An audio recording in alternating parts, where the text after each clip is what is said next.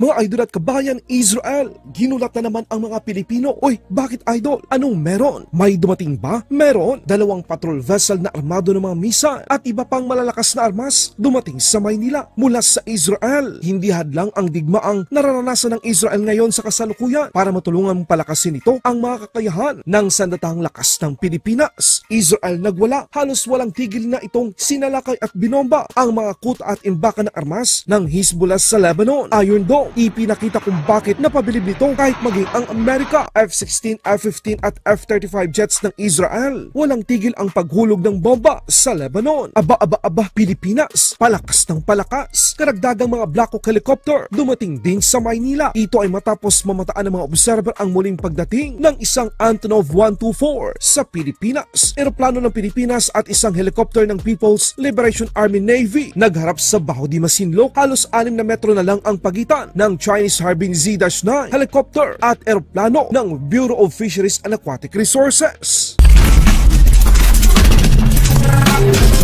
Kaliwat ka ng mangdigmaan ang kinakasangkutan ng Israel sa kasalukuyan, hindi ito hadlang para tuparin ang kanilang mga pangako na gawing malakas ang sandatang lakas ng Pilipinas. Tama ang inyong narinig mga kabayan, dahil nitong nakaraang Martes lamang, meron na namang dumating na 2 fast attack interdiction craft missile sa Pilipinas. Opo mga kabayan, 2 mga bagong barko mula Israel ang natanggap ng Philippine Navy. Kinumpirma ni Lieutenant Giovanni Badidlas bilang tagapagsalita ng Philippine Fleet na ang 2 bagong dating na mga fast attack interdiction craft missile na may bow number PG-908 at PG-909 ay ang pang-7 at pang-8 Acero-class patrol vessel ng hukbong dagat ng Pilipinas. Ibig sabihin nito mga kabayan, isa na lang ang kulang ng Israel Shipyard para makompleto ang 9 na fast attack interdiction craft na in-order ng Pilipinas. Ang Acero-class patrol vessel na platform ay idinesenyo para sa mga high-speed na operasyon na nagtatampok ng mga advanced na mga missile system at sopistikado mga teknolohiya na nagpapahusay sa kakayahan ng Philippine Navy na magsagawa ng mabilis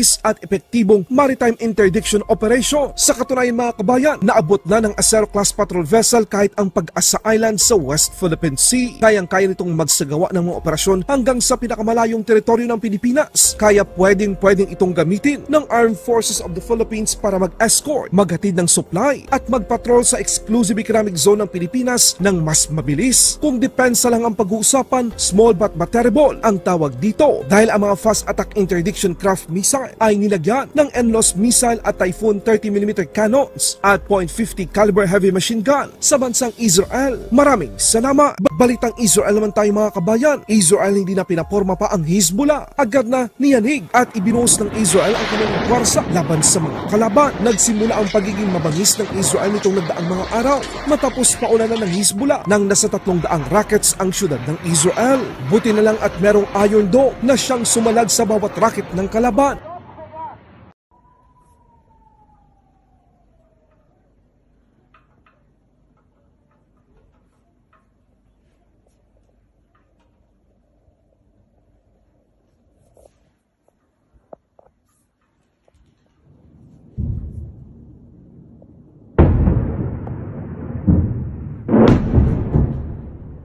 Agad namang naglunsad ang Israel ang kanilang counter-offensive simula sa simpleng taktika na hindi pa nagagawa ng kahit anumang bansa. Pinasabog nito isa-isa ang mga pager at mga radyo na suot-suot at hawak ng mga kalaban. At matapos maparalisa ang halos malaking puwersa ng Hezbollah, sunod naman na naglunsad ang Israel ng airstrike sa iba't ibang bahagi ng Lebanon.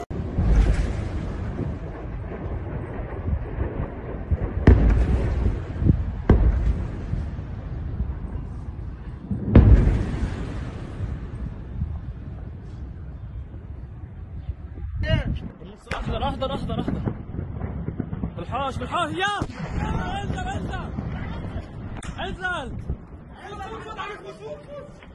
Ngayong 21st century, ang kalabanin at salakayin ng Israel ay siyang malaking pagkakamali. Sila ang bansang gagamit ng tunay na lakas para dumepensa upang mapangalagaan ang kanilang seguridad at kaligtasan. Sa ibang balita naman tayo mga kabayan, grabe ang Pilipinas, palakas ng palakas. Nitong nagdaang mga araw, meron pang dumating na makabagong gamit sa bansa. Ito naman ay mga karagdagang biniling Black Hawk helicopter ng Pilipinas sa Poland. Namataan ng ilang plane spotter ng isa sa pinakamalaking eroplano ang Antonov 124 na maging sinasakyan ng mga idinideliver na Black Hawk helicopter ay kanilang naobserbahan na lumapag ito sa Pilipinas. Matatatandaan na nitong 17 ng Hunyo taong kasalukuyan, dumating sa Pilipinas ang 5 sa unang batch ng delivery para sa 32 mga bagong S-70i Black Hawk Combat Utility Helicopter na inorder pa sa bansang Poland. Ang pangalawang batch ng delivery ay inaasang nasa 5 S-70i Black Hawk helicopter din ang natanggap ng Pilipinas. Ibig sabihin meron pang 22 S-70i Black Hawk helicopter na kailangan pang i-deliver ang bansang Poland sa ating bansa. Sa mga nagtatanong kung gaano na ba karami ang S-70i Black Hawk helicopter na meron ngayon sa Pilipinas sa kasalukuyan, sa ngayon aabot na sa 25 mga S-70i Black Hawk helicopter ang nasa Pilipinas. Wow na wow! Sa ibang balita naman, Chinese Navy helicopter binuntutan, sinundan at dinikitan ang isang eroplano ng Pilipinas na nagpapatrolya sa Baho de Masinloc nitong Lunes habang nagsasagawa ng lehitimong air at maritime patrol. Ang isa sa mga eroplano ng BFAR sa Baho de Masinloc, bigla na lang sumulpot ang isang Chinese military helicopter. Ang nasabing helicopter ng China ay ang Harbin Z-9 na kadalasang ginagamit at sakay ng mga barkong pandigma ng People's Liberation Army Navy. Sa katunayan, lumapit ito ng halos 6 na metro ang layo sa eroplano ng Pilipinas dahil sa napakadelikadong hakbang at ang lapit na ng Chinese helicopter. Rumadyo na ang piloto ng eroplano ng Pilipinas upang magbigay ito ng babala.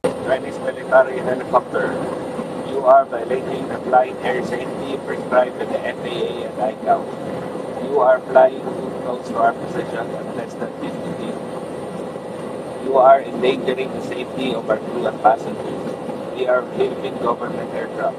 Perform your command gate, fly and conduct maritime surveying over Baho de Masinloc or Scarborough Shoal within our exclusive economic zone. Be wary of safety and distance your aircraft from our position. Nakita din ang isang Chinese warship na naglalayag malapit sa Baho de Masinloc na posibleng dito galing bumubuntot sa eroplano ng Pilipinas.